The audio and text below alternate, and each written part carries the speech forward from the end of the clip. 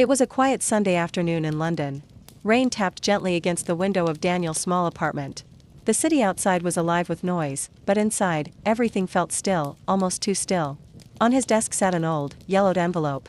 The edges were worn, and the ink had started to fade. Daniel had written the letter years ago, but he had never sent it. It was addressed to his father. Daniel leaned back in his chair, staring at the envelope.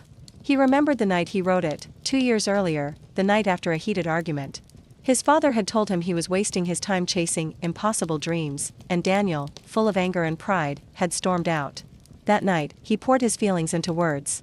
The letter was raw, filled with frustration, but also with love. He wrote about his dreams, his fears, and how he wished his father could understand him. When he finished, he sealed the envelope, but he never mailed it.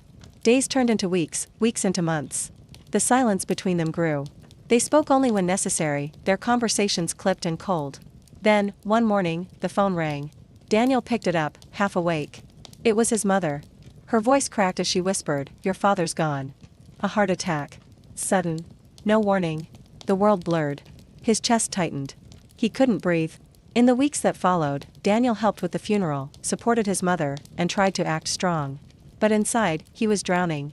Each night, when he returned to his apartment, he saw the letter on his desk. The letter he never sent. He wanted to scream. He wanted to tear it apart. But he couldn't. Because inside that envelope were words his father would never hear, truths that now lived only within him. One evening, overwhelmed, Daniel took the letter to the park near his home. He sat on a bench, the envelope trembling in his hands. A little boy playing with his father nearby caught his attention. The father laughed as he lifted his son into the air, their joy echoing across the park. Daniel's eyes stung. He thought of the moments he had lost, the times he had chosen silence instead of conversation, pride instead of forgiveness. Slowly, he opened the envelope. His hands shook as he unfolded the paper and began to read. The words blurred through his tears, but he read every line aloud. As if somehow his father could still hear him. When he finished, he sat in silence. Then, with trembling fingers, he struck a match.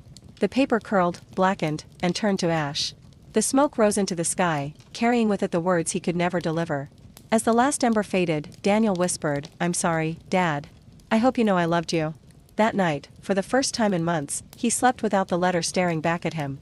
He knew nothing could change the past. But he also knew one thing: he would never leave important words unsaid again.